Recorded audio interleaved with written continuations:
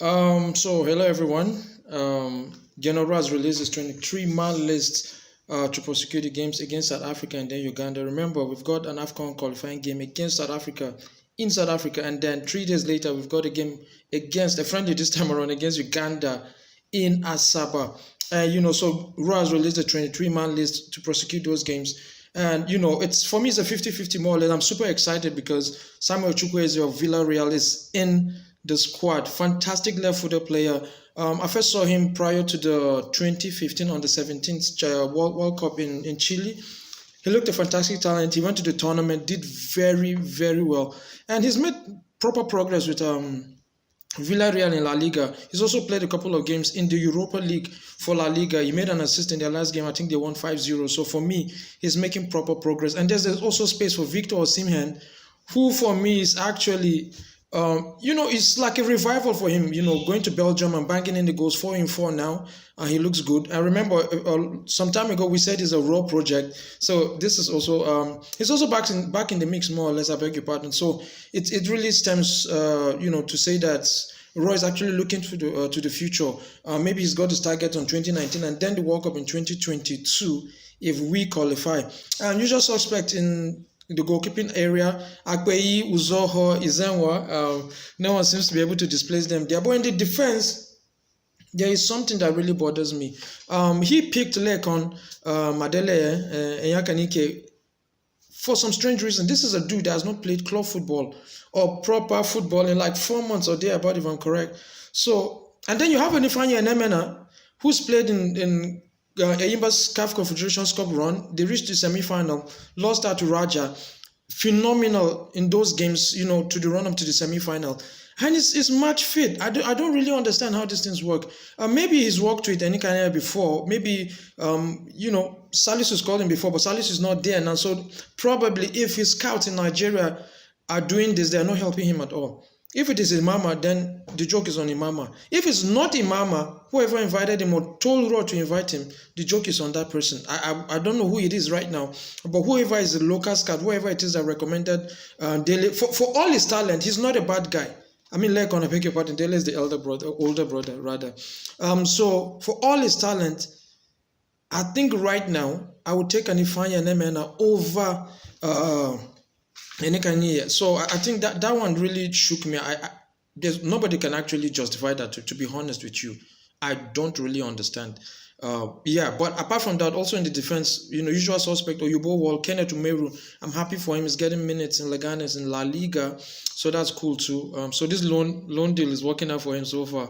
John Ogu is back in the squad. So Oganekare Tebo, big issue. Ogenyo Nazi is not in the squad. Now remember, against Libya in Uyo, he said he pulled out because he had an Achilles injury. He actually told me that himself.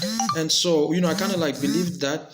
But now I'm kind of thinking like, I saw with Trabzon in the Turkish league, and he looked okay to me. So I don't really understand why. Maybe it's a sporting reason why he's not in the squad. Probably, maybe in the next few days we'll begin to understand, all the dynamics of whatever is happening in camp. Of course, there's no place for skipper John Mikel Obi. But this morning, via AY Sugar, he said he's not really fully fit for to play for the Super Eagles, even though he scored for his team just a few days ago. So I don't really understand how that's working out. But again, he's captain, and maybe he doesn't have the strength or, the health to fly over for games and then fly back and play for his tether too. So maybe we can excuse him on that. But, above all, it wasn't really a bad squad. Henry Onyekuru is on standby. And then the gist is, apart from Enikanye, who is in the defense, the home-based player, plays for FC Ifan Yuba, there's also Junior Lokosa, there's Enyima Nwagwa, who played in the ITO Cup final, and then they also got Sunday Adetunji, the Eyimba striker. That's the home-based players, but they are on standby alongside Henry Onyekuru. And then there's also Musa Mohammed. Colin Udo said that was an omission more or less, so we don't know if it's going to be put back into the squad or the squad will just remain the way it is. Musa Mohammed, remember, former Golden Age Girls captain, right back, can also play in defensive midfield. So it's not a bad squad again. Yeah, Shemi Ajayi is back in the squad, so forgot to mention that. So basically, those are the exceptions from the guys that prosecuted the doublehead against Libya in Uyo and then Sfax. So not a bad squad. I would have expected that. apart from the NMNI final issue I spoke about, I think it's a pretty decent squad. So I think the guys we have, should be able to do the business. They should be able to do the business against South Africa, and then a friendly is a friendly. But Uganda beat us a few years ago in Uyo 1-0. I remember that was Vincent Eyema's 100 cap.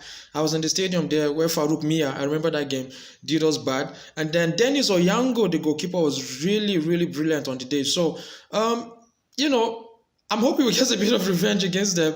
But again, I'm looking forward to South Africa versus Nigeria. If we can win that game, Cameroon 2019 or not, I hope, I'm not even supposed to say this, but I really wish Morocco would get the hosting rights. Apologies to all my Cameroonian friends, but that's aside.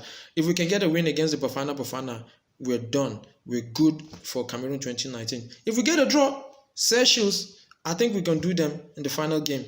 So, not a bad one from Raw. It could have been better, but not a bad one. And I'm hoping that the Super Eagles will do us proud, when they play South Africa in South Africa. So, I hope I can be at that game too. But fingers crossed, we'll see how it goes.